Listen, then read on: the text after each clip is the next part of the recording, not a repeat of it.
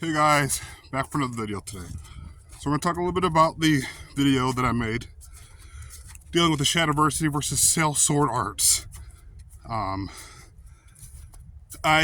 did a bit of a breakdown on my thoughts on martial training when it comes to swords.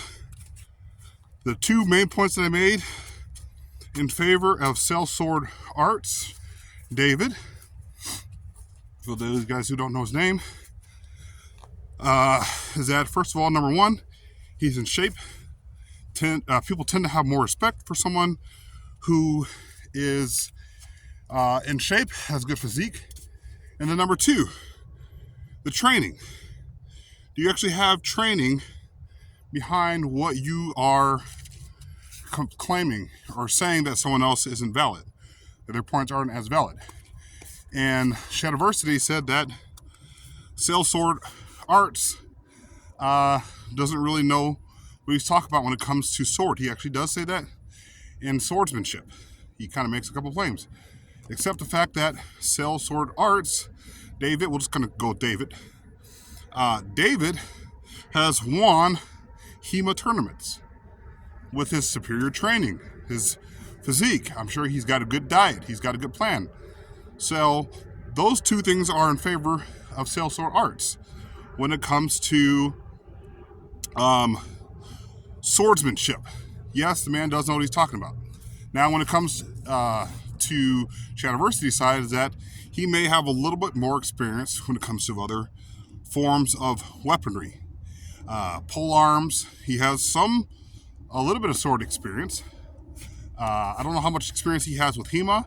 I know one of the guys that he works with on his channel, the older guy in particular, he has HEMA experience, over 20 years of experience. So I like his content. So it's really good. But when it comes to swords, Shadiversity does not have as much experience when it comes to sword play. Once again, when it comes to like staffs, sticks, polearms, Shadiversity, I would probably say that he may have the advantage. So when it comes to a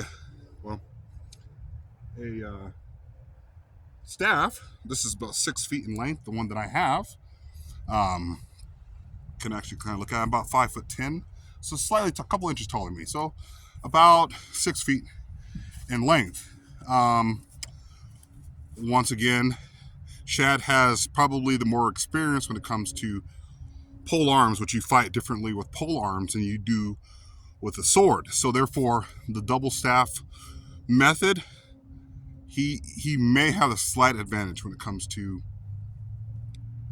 this, because you're going to use this differently than you would a sword.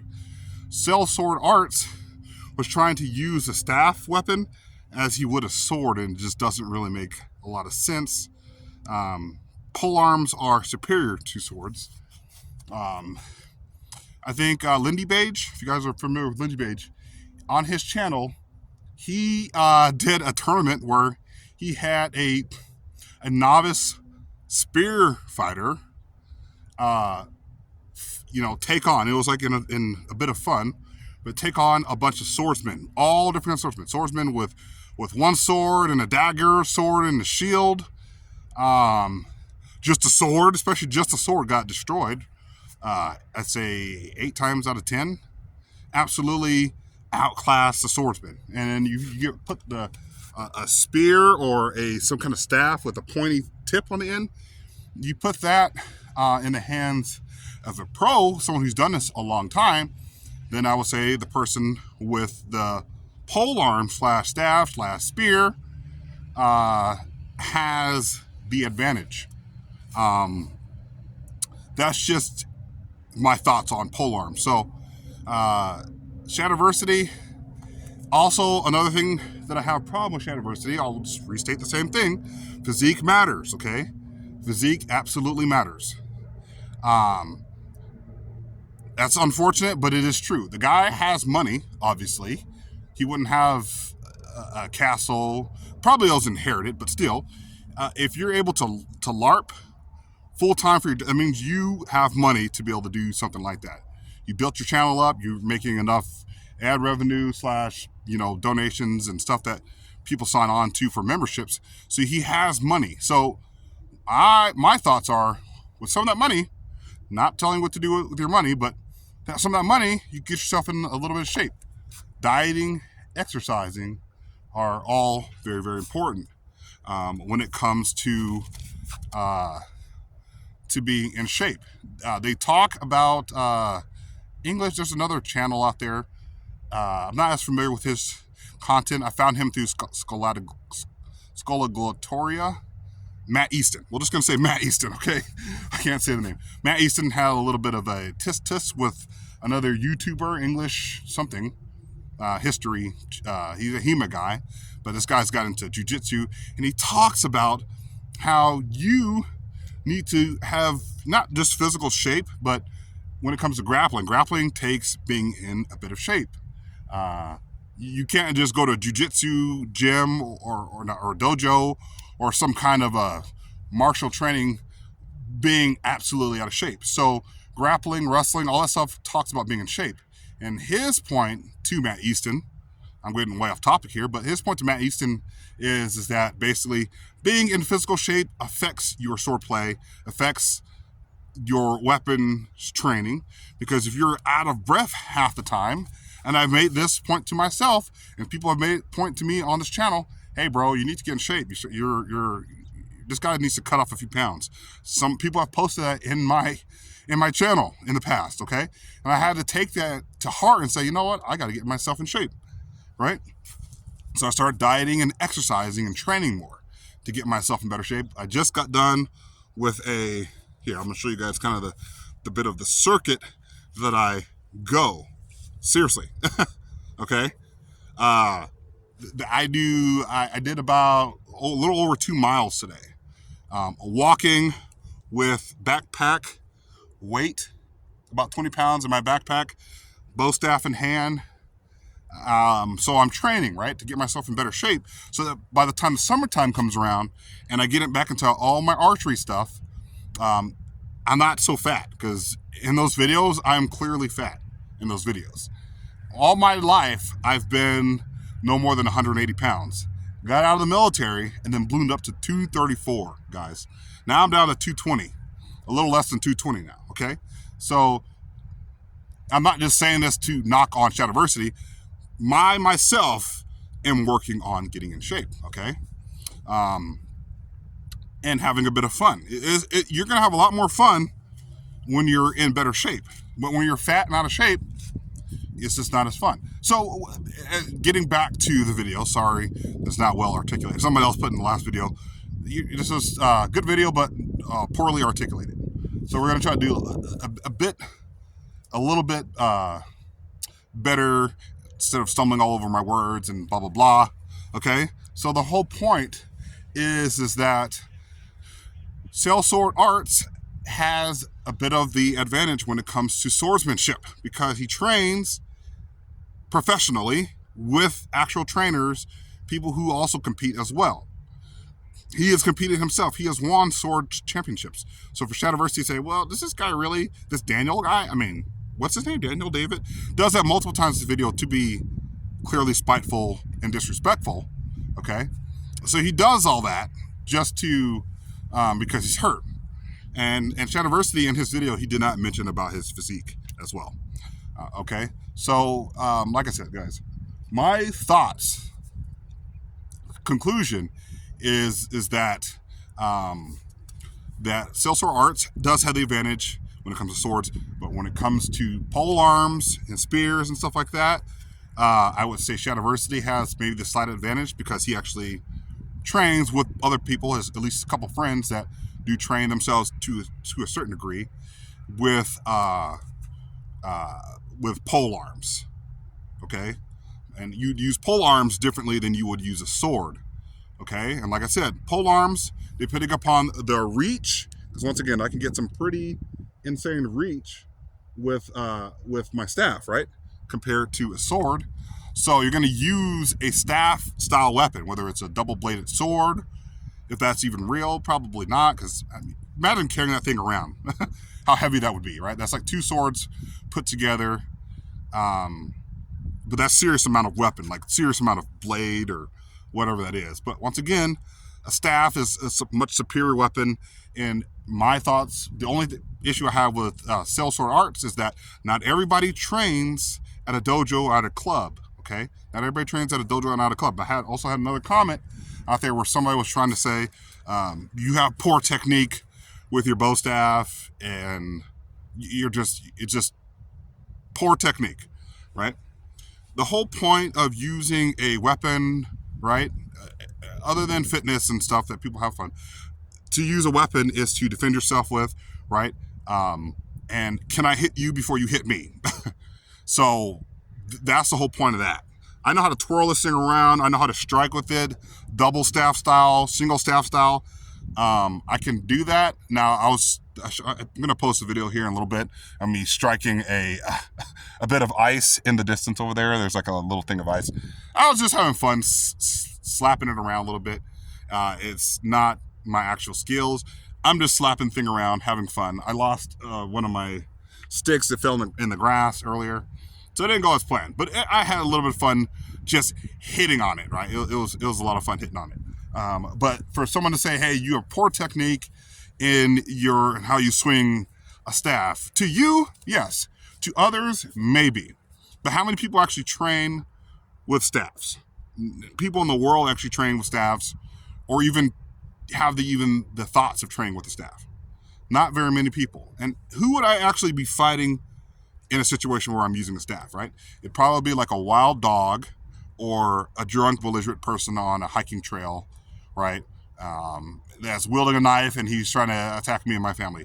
I would use this thing on that person, and woe to that person feeling the end of my bow staff, okay? So, yeah, so that's just my thoughts on self-defense when it comes to Sellsword arts and Shadiversity. Once again, I have no issue with either person. However, physique and training absolutely matters, right? But not everybody has the ability to go to a club, to a dojo, to a HEMA, to anything, right? Not everybody has that opportunity to do that. So I would lean more towards Shadiversity when it comes to like maybe individualized training, right? Learning how to swing a staff or a sword or a knife. I shoot a bow and arrow. Some people would say, you can't your bow. That's absolutely the wrong way to do it. I've had people say that. No, there's no wrong or right way to do anything. Just because I don't do the way you say that I should do it doesn't mean that I should stop doing what I do. Oh, you need to go to professionals and have them train you. No. Okay? No, absolutely not. Because that's a compliant environment. When people who train in a jiu-jitsu dojo, they're training with other compliant individuals, right? Other people who know that, hey, at the end of the day, you're not going to kill each other. And you're wearing gis and stuff, which is not realistic in a realistic situation. And in an actual self-defense situation, you going to let me mount you and choke you out? No, that's not how self-defense actually works, okay? Self-defense situations happen standing up, people pummeling each other, and then it may go to the ground. In that situation, you hopefully you know what to do. But learning how to strike and how to punch and throw elbows, headbutts, knees, right? Learning how to do that correctly is the best way, in my opinion. That's not in everybody's opinion. A lot of people say, no, you absolutely have to do jiu-jitsu. Yeah, until, I don't know if you guys have seen the videos of the jiu-jitsu practitioner getting stomped into the ground because he was choking someone out who had attacked him, but other people didn't know that. So he ended up getting his ass whipped because people see you as an asshole choking somebody else out. This dude got curb stomped, sent to the hospital, and then he even caught him and the other guy that they were fighting. They both caught charges, okay?